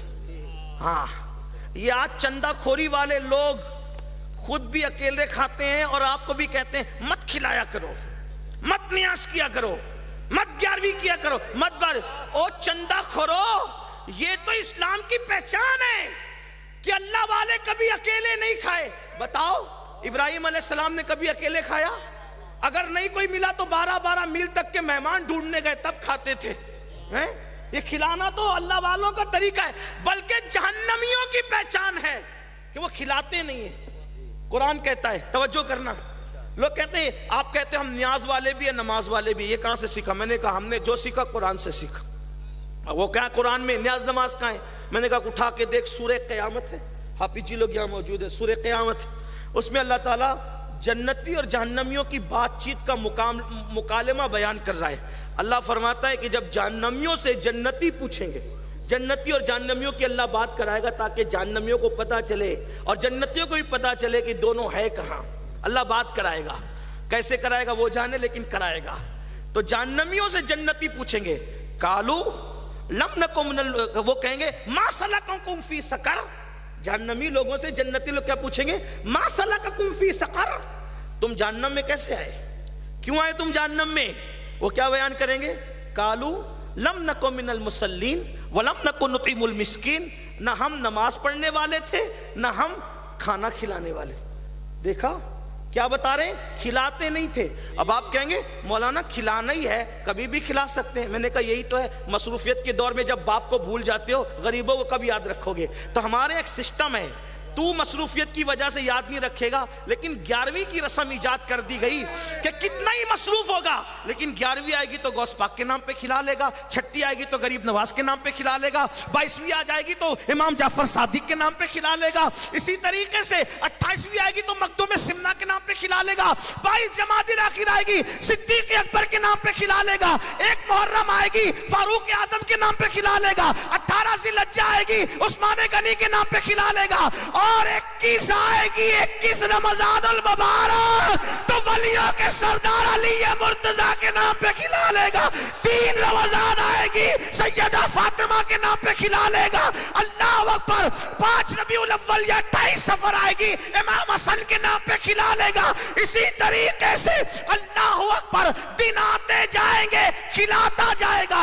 और फिर 11वीं में बिरयानी क्यों जरूरी, दाल भी तो हो सकती है, कहा इसलिए खिलाएगा। कितने वो लोग हैं जो फुटपाथ पे रहते हैं जिन्होंने कभी बिरयानी को ख्वाब में भी नहीं देखा होता है, तो नाम गौस पाक का होगा, काम गरीब का हो जाएगा, है ना। ये सुन्नियों को खाने की बड़ी पड़ेगा, खाने की नहीं मेरे अजीज खिलाने की पड़ेगी, इसलिए कि जन्नतियों की निशानी है खिलाना। लेकिन अब तुमसे भी कहता हूं, तुम न्याज वाले रह गए, नमाज वाले नहीं हो, दोनों वाले बनो। कुछ लोग नमाज वाले न्याज वाले नहीं, कुछ लोग न्याज वाले नमाज वाले, दोनों पकड़ो, एक का दामन नहीं, दोनों। यही तो बात है, हमारे यहाँ 2 दामन है, तौहीद है रिसालत है ना, तौहीद है, सहाबा अहले बैत है, सहाबा अहले बैत, तकवा है, अकीदा है, अकीदे के साथ तकवा है, ईमान है, अमल है। देख रहे हैं दोनों रास्ते और दोनों के बीच में हम चल रहे हैं। बात दूर निकलती है, ठंडी का मौसम है, बात खत्म करता हूं। हजरत बाबा फरीदुद्दीन मुरीद होने के लिए खाने का वक्त था, दस्तरखान लगा, खानका में अच्छा अच्छा खाना पकता है, अपने लिए नहीं, सूखी रोटी खुद खाते हैं, मेहमानों को अच्छा खिलाते हैं। और हम लोग क्या करते हैं, अच्छा खुद खाते हैं और अड़गम दड़गम मेहमानों को देते थे। आप लोग ऐसा नहीं करते, लेकिन करते हैं लोग। हाँ, बहरहाल लगा तो हाथ धोए जाते हैं। मेरा एक बड़ा अजीज भाई है जिसको मैं अपने बाप के बाद चाहता हूं, बड़ा अजीज है। वो मुझसे कहता है जब मैं हाथ धोता हूं, सैयद हाथ क्यों धोता है, शेर हाथ थोड़ी धोते। मैं कहता हूं भैया सुन्नत है, तो खानका में हाथ धुलाना सुन्नत है, हुजूर सुन्नत। और याद रखना, जो खाने से पहले हाथ धोएगा उसकी मगफिरत होगी, और जो खाने के बाद हाथ धोएगा उसकी गुर्बत दूर होगी। मगफिरत चाहते हो तो पहले हाथ धो लो, और गुर्बत की दूरी चाहते हो तो बाद में हाथ धो लो। तो मगफिरत भी चाहिए और गुर्बत की दूरी भी चाहिए, पहले भी धोया करो बाद में भी धोया करो। लोगों को कोविड में हाथ धोना याद आया, मेरे नबी तो 1400 साल पहले बताया कि हाथ धोना चाहिए। हाँ, हम दस्तरखान पर भी हाथ धोते हैं और दस्तरखान से भी हाथ धोते हैं। तवज्जो क्या, जुमले की नजाकत, रईसुल कलम मौजूद है यहाँ इस इलाके के, हैं? दस्तरखान पर भी हाथ धोना और दस्तरखान से भी हाथ, क्या मतलब, दस्तरखान पे हाथ धोना खाने के लिए, और दस्तरखान से हाथ धोना मतलब तेरा मेरा कोई मतलब ही नहीं है, मेरा मतलब तो मेरे यार से है। इसको कहते हैं दस्तरखान से हाथ। अब समझे बात को? हाँ, क्योंकि कुछ बात आपके ज़ौक़ की करनी होती है, कुछ इन लोगों के लिए भी तो कर, वरना ये कहेंगे मिला क्या, वैसे कुछ दे भी नहीं सकते। बहरहाल मेरे मुर्शिद बाबा फरीदुद्दीन गंजे शक्कर दस्तरखान पे बैठे, कनीज आई हाथ धुलाने लगी। सब मौलाना हजरात ने, शयूख ने, सूफियों ने हाथ धुले, सब ने हाथ धुले। जब आखिरी में बाबा फरीद अजनबी मुसाफिर के पास आई, बाबा फरीद की उम्र उस वक्त तो कुछ जवानी की थी, दाढ़ी के बाल अभी चेहरे पर आ रहे थे। सोच सकते हैं आप, ये उम्र लोगों के लिए एतबार की नहीं होती, داڑھی کے بال چہرے پہ آ رہے تھے. بابا فرید نے ہاتھ دھویا دھویا دھویا دھویا دھویا, ایک لوٹا, دوسرا لوٹا, تیسرا لوٹا, لوٹے پہ لوٹے ڈال رہی ہے, اس کو دیکھتے جا رہے ہیں, ہاتھ دھوتے جا رہے ہیں. اب بتائیں, کچھ لوگوں کو تو نقص ہی نظر آتا ہے نا, کچھ ایسے مکھی کی طرح ہوتے ہیں جو غلاظت پر ہی بیٹھتی ہے, ہیں کچھ ایسی نظر والے ہوتے ہیں جنہیں خالی ہی نظر آتا ہے. بس وہی ہوا, دیکھا ایک دوسرے کو ٹھنکیاں, دیکھ دیکھ, یہ حال ہوا, اور دیکھنے لگے. واہ فرید اسی کو دیکھ رہے ہیں. یاد رکھنا, اللہ والوں کی بات سمجھ میں نہیں آئے, عقل کا گھوڑا نہیں دوڑانا. دو کام کرنا, یا تو چپ رہنا, یا تو قدم پکڑ کے چوپ پوچھ لینا حضرت کیا ہے. اگر واقعی اللہ والا ہوگا تو سمجھا لے گا, اور اللہ والا نہیں ہوگا کچھ بول نہیں پائے گا. بہرحال انہوں نے پوچھا نہیں, ٹھنکیاں دینے لگے. اور سرکار شہاب الدین سہروردی جن کے رتبے ہیں سوا, ان کو سوا مشکل ہے. جو جس منصب پہ ہوتا ہے وہیں سے دیکھتا ہے. سب کے بس کی بات نہیں ہے دلوں میں جھانکنا. جسے یار کا پتہ مل جاتا ہے پھر وہ دلوں کی دنیا کو دیکھ لیا کرتے ہیں. سب ٹھنکیاں دے رہے, کنکھیاں کر رہے ہیں. حضرت شہاب الدین سہروردی دونوں منظر دے, بابا فرید کو بھی دیکھ رہے ہیں, ان لوگوں کو بھی دیکھ رہے ہیں. ہاتھ دھل گئے. ہاتھ دھلنے کے بعد اب سوچا اتنے عظیم شہزادے سے یہ سب لوگ بدگمان ہو گئے, اب معاملہ ختم ہونا چاہیے, کیونکہ بدگمانی حرام ہے, گناہ کبیرہ ہے. پوچھا نہیں اور بدگمان ہو گئے. تو حضرت شیخ شہاب الدین سہروردی نے کھانا کھانے کے بعد کہا, شہزادے نام کیا ہے؟ اجنبی مسافر نام کیا ہے؟ میرا نام مسعود ہے. کہاں کے ہو؟ فی الحال تو میں آیا ہوں دلی سے. اچھا دلی سے آئے ہو, یہاں کیوں آئے ہو؟ اب سے مرید ہونے آئے تھے. ارے مرید ہونے آئے, تمہیں ہاتھ دھونا نہیں آتا اور مرید ہونے آ گئے؟ جسے ہاتھ دھونا نہیں آئے گا اسے ہاتھ دینا کیسے آئے گا؟ مرید ہونے کے لیے ہاتھ دینا پڑتا ہے نا. ہاں, جسے ہاتھ دھونا نہیں آئے گا اسے ہاتھ دینا کیسے آئے گا؟ کیوں اتنا پانی لگا دیا؟ بابا فرید نے کہا, حضور اگر گستاخی معاف ہو تو جواب دوں. کہا بولو, اسی لیے تو پوچھا ہے. کہا جب آپ کی کنیز ہاتھ دھلانے آئی تو اس کی پیشانی پہ لکھا تھا کہ یہ جہنم میں جائے گی. میں نے پیشانی پڑھ لی, اور پیشانی پڑھ کر میں ہاتھ نہیں دھو رہا تھا بلکہ اس کی پیشانی پہ لکھی ہوئی تقدیر کو دھل رہا تھا. مجھے خیال تھا اتنے بڑے پیر کی خانقاہ میں خدمت کرنے والی کنیز ایسے جہنم میں چلی جائے. ارے آپ کی خانقاہ بدنام ہوگی, اس لیے میں نے ہاتھ نہیں دھوئے بلکہ اس کی تقدیر دھلی ہے. تو حضرت شیخ شہاب الدین عمر سہروردی نے کہا, جو مرید ہونے سے پہلے یہ مقام رکھتا ہو وہ مجھ سے نہ مرید ہوا کرے. اس کے لیے تو میرے بھائی قطب الدین بختیار کاکی کے پاس جانا چاہیے. آپ کا حصہ بختیار کاکی کے پاس ہے, وہیں جاؤ, وہاں تمہارا حصہ تمہیں ملے گا. لیکن شہزادے یہ بتا, ابھی تک پیر ملا نہیں, تجھے اس مقام پر پہنچایا کس نے؟ ابھی تک پیر ملا نہیں, اس مقام پر پہنچایا کس نے؟ کہا میری ماں کی تربیت نے مجھے اس مقام پر پہنچایا. تم اچھی مائیں دے دو, میں تمہیں اچھی قوم دوں گا. چرخہ کاٹنے والی ماں کے بطن سے, ماں کی تربیت کی برکت نے بابا فرید جیسے بطل جلیل اس امت کو عطا کیے, جس کے فیضان نظر سے دو چاند چمکے. ایک کو محبوب الہی کہا گیا اور ایک کو صابر کلیر کہا گیا. اگر صابر کلیر اپنا جنازہ خود پڑھاتے ہیں تو یہ فرید الدین کی نگاہ کی تاثیر کی برکت ہے. اور محبوب الہی اگر دین کو زندہ کرتے ہیں یہ تاثیر کی برکت ہے. میری بہنوں, سیریل اپنی ذمہ داری نہیں, فلمیں اپنی ذمہ داری نہیں, انگریزوں کی غلامی اپنی ذمہ داری نہیں. بات ختم کرتے کرتے عنوان مکمل کروں تو عرض یہ کر رہا تھا کہ سیدنا صدیق اکبر سے ان کی امی نے کہا, یہی بات چلی تھی, بیٹے دودھ پی لو. یہی بات, بیٹے دودھ پی لو. کہا امی جب تک میں اپنے محبوب کو نہ دیکھوں گا دودھ نہیں پی سکتا۔ بلا کے لاؤ خطاب کی بیٹی ام جمیل کو۔ ان کی امی نے بلایا، صدیق اکبر نے پوچھا اے ام جمیل آقا کیسے ہیں؟ انہوں نے اشارہ کیا تمہاری امی سن رہی ہے جو مسلمان نہیں ہے، ان کو چھوڑو، یہ ان سے کوئی فکر کی بات نہیں کی، کچھ نہیں کرے گی۔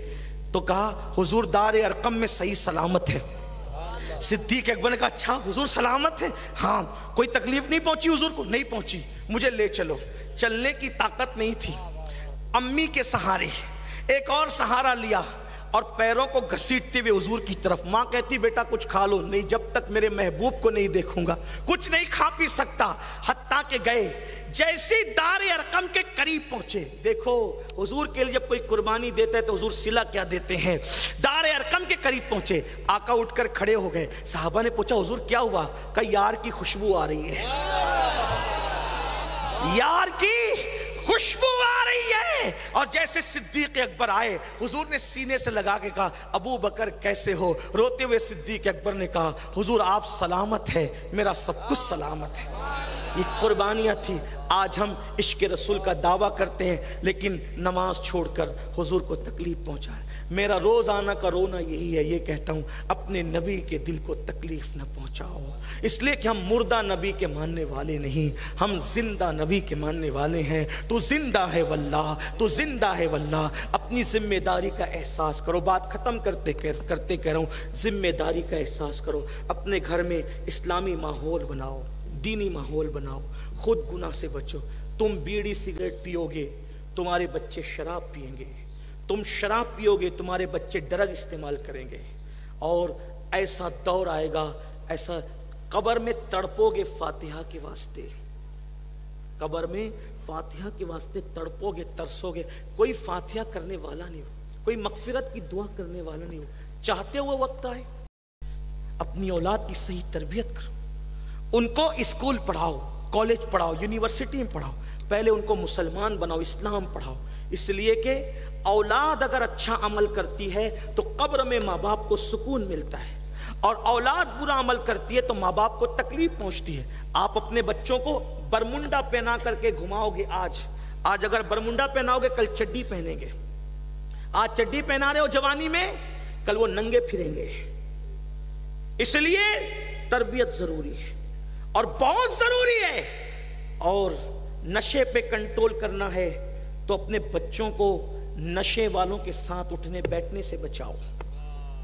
اگر نشے پہ کنٹرول کرنا ہے اپنے بچوں پر عقاب اور چیل کی طرح نظر رکھو، ہمارے بچے کس کی صحبت میں اٹھتے ہیں، کس کی صحبت میں بیٹھتے ہیں۔ پہلی بات تو میرا مشورہ یہ ہے، ہر باپ توجہ کریں، ہر باپ اپنی اولاد کا دوست بن جائے، ہر ماں اپنی بیٹی کی سہیلی بن جائے۔ اتنا پیار دو اپنے بچوں کو کہ تمہارے بچے عزت اور احترام کے ساتھ ہر مسئلہ اپنے باپ کے ساتھ شیئر کر سکے، بات کر سکے فری ماحول میں۔ یہ دقیانوسی خیال چھوڑو کہ باپ تو وہ کہ جس کی آنکھوں سے اولاد نے ڈرنا چاہیے، یہ سب فضول کی باتیں ہیں۔ آنکھوں سے ڈرنے کا کوئی مسئلہ نہیں ہے، مار پیٹ کا کوئی مسئلہ نہیں ہے۔ میرے آقا اولاد سے اتنا پیار کرتے تھے، لیکن پیار کی وجہ سے ہی تو تربیت ہوئی نا۔ کتنا پیار کرتے تھے؟ صرف محرم میں سننے کے لیے، نعرے لگانے کے لیے؟ کیا سیکھا؟ کتنا پیار کیا؟ بھئی ان کی اولاد ہے نا، امام حسن امام حسین، بلکہ حضور نے فرمایا کہ سب کی نسل بیٹوں سے چلتی، میری نسل بیٹی سے۔ دیکھا اپنے نواسوں کو کیسے پیار دیا، ان کے لیے گھٹنے زمین پہ رکھے، ہاتھ زمین پہ رکھا۔ جب امام حسین نے کہا نانا جی آپ اپنے گھوڑے پہ بیٹھتے سواری پہ، میری سواری کہاں ہے؟ تو دیکھا اپنے بیٹوں سے پیار۔ قرآن ان کو بیٹا کہہ رہا ہے نا، ابنا آنا، گھٹنے زمین پہ رکھے ہاتھ، اور کہا لو بیٹے تمہاری سواری آ گئی۔ بیٹھ گئے کندھوں، بیٹھ گئے پیٹھ پر۔ جس کی سواری براق، جس کا ہم رکاب جبریل، جس کا ہم سفر جبریل، جس کا خادم جبریل، وہ مصطفیٰ جان رحمت بٹھا رہے حسنین کریمین کو نانا جی آپ کی سواری کی تو لگام بھی ہے نا، زلفیں پکڑا دی۔ یہ پیار کب دو گے؟ یہ امام حسین کی شان ہے، بالکل ہے۔ ہمارے لیے بھی تو کوئی اس کے اندر سبق ہے۔ کیوں نہیں ہم اپنے بچوں سے یہ پیار کرتے ہیں؟ کیوں ان کو ڈرا کے رکھتے ہیں؟ باپ مطلب ان کو دشمن لگتا ہے۔ ہم ان سے پیار کریں، فری رہیں، ادب کا معاملہ بھی رہے، ان کی تربیت کا نظام بھی رہے۔ آپ دیکھیں سیدہ فاطمہ الزہرا سے پیار کتنا ہے، اتنا پیار ہے، اتنا پیار ہے۔ حضور نے کھڑکی بنا کے رکھی تھی اپنے گھر سے سیدہ کے گھر میں، جب جا نہیں پاتے تھے تو کھڑکی ہٹا کر کے کھڑکی کا پردہ ہٹا کہتے تھے فاطمہ تیرے بغیر رہ نہیں پاتا ہوں، ذرا کھڑکی میں آؤ اپنا چہرہ تو دکھا دو۔ غور فرمائیں، یہ محبتوں کا ماحول ہے۔ حضور اپنی شہزادی کے لیے اٹھ کے کھڑے ہوتے ہیں، یہ محبتوں کا ماحول ہے۔ آج بیٹی کا حال یہ، بیٹی کو رشتہ نہیں آتا، ہر آنے والے کے پاس اس کا رشتہ دیکھو، بیٹے کے سامنے اس کا رشتہ دیکھو۔ بیٹی سمجھتی ہے میں تو اپنے باپ پہ بالکل بوجھ بن گئی ہوں، میں تو اپنی ماں پہ جس کو آتے ہیں کہتے ہیں اس کا رشتہ دیکھو، رشتہ دیکھو۔ بلکہ بعض مرتبہ تو اگر غصے میں آتے تو تانا دیتے ہیں، تجھے تو رشتہ ہی نہیں آتا ہے، تو ہم پہ بوجھ بن گئی ہے۔ پھر وہ کیا کرے گی؟ خود فیصلہ نہ کرے گی؟ غوث پاک کی امی جان 60 سال کی عمر کو پہنچنے تک اپنے والد کے گھر رہی، کبھی ایسا نہیں ہوا اس کو رشتہ دے کو، اس کو وہ جانتے تھے۔ یہ آپ سے کہتا ہوں صبر رکھو، ہارے گہرے کو نہ کہا کرو، بچیوں کے سامنے تو بالکل نہ کرا کرو کہ رشتہ دے، دیکھتے رہو، لیکن اتنا یاد رکھنا میری بات، یہ میری کیا بات ہے، میرے بزرگوں کی بات، میری تو کوئی بات ہی نہیں، نہ کوئی اوقات ہے نہ بات۔ وقت آئے، توجہ کرنا، وقت آئے گا، وقت آئے گا اور جہاں رشتہ لکھا ہے وہاں پہنچ جاؤ گے تو پھر منٹ بھی نہیں لگے۔ ہم نے اپنے بچپنے میں یہ بھی سنا ہے، ایک دوست کی شادی میں دوسرا دوست گیا، توجہ کریں نکاح کیسے ہوتے ہیں، جوڑے کیسے بنتے ہیں، آسمان سے یہ فیصلے ہوتے ہیں۔ ایک دوست کی شادی میں دوسرا دوست گیا، بلکہ دوست نہیں تھا، ایک جوان اپنی امی کے ساتھ کسی شادی میں شریک ہونے کے لیے گیا، بارات آنے والی تھی اور یہ گیا تھا شادی میں شریک ہونے کے لیے۔ بارات بیٹھی، مہر اتنا ہوگا نہیں اتنا ہوگا، نہیں اتنا ہوگا نہیں اتنا ہوگا، دولہے کے باپ نے کہا اتنا نہیں دیں گے، بارات واپس۔ دلہن کا باپ بھی کم نہیں تھا، کہا اٹھو نکلو یہاں سے۔ وہ نکلے وہاں سے، کوہرام مچ گیا، ماتم کا سما ہو گیا، اب کیا ہوگا، عزت کے 4 وار ہو گئے۔ تو اس میں کسی نیک بندے نے کہا تم جوانوں میں کون ہے جو یہاں دولہا آ کر کے بن کے بیٹھے گا؟ وہ جوان اٹھا، ماں کی مشورے سے آ کر کے بیٹھ گیا۔ جو باراتی بن کر آیا تھا وہ دولہا بن گیا، جو دولہا بن کے آیا تھا وہ منہ لے کے واپس گیا۔ یہ اللہ کی شان ہے۔ وقت آتا ہے اس طریقے سے رشتے جڑتے ہیں، وقت آتا ہے اس طریقے سے بندھن بنتے ہیں۔ اس لیے میری گزارش ہے بیٹیوں کو بوجھ نہ سمجھو، بیٹوں کو تکلیف نہ سمجھو، انشاءاللہ وہ وقت آ جائے گا اور جہاں لکھا ہے وہاں پہنچ جاؤ گے۔ مولا علی فرماتے ہیں وقت سے پہلے اور تقدیر سے زیادہ نہ کسی کو ملا ہے نہ تمہیں مل سکتا ہے۔ اس لیے اللہ کے بندو، کس کو پتا تھا کہ رامول میں رات کا کھانا یہ علماء کرام کو نصیب ہوگا؟ اللہ نے تمہارے دل میں بات ڈالی، جلسہ رکھنا ہے، کسی کے دل میں بات ڈالی، تاریخ دینا ہے، اور اس کے بعد یہ علماء آ گئے، پتا چلا جلسے کا بہانہ ہوا اور یہاں لوگوں کا آبودانہ ہوا۔ یہ تقدیر کے فیصلے ہیں، اب بھی نہیں سمجھو گے تو کب سمجھو گے؟ اس لیے اپنے اللہ پر یقین مضبوط کرو، بیٹیوں کو بھی اچھے رشتے آئیں گے، بیٹوں کو بھی اچھے رشتے آئیں گے، اور انشاءاللہ سب معاملات درست ہوں گے۔ اپنے معاملات اللہ سے درست کر لو، اللہ پاک سب بہتر فرمائے گا۔ کہنے کو بہت باتیں یاد آتی ہے لیکن موسم کی نزاکتیں اجازت نہیں دیتی، اسی پہ بات مکمل کرتے۔ اللہ ہم سب کو توفیق دے، گفتگو کے درمیان کوئی غلطی ہے تو اللہ معاف فرمائے۔ وما علینا الا البلاغ۔ السلام علیکم۔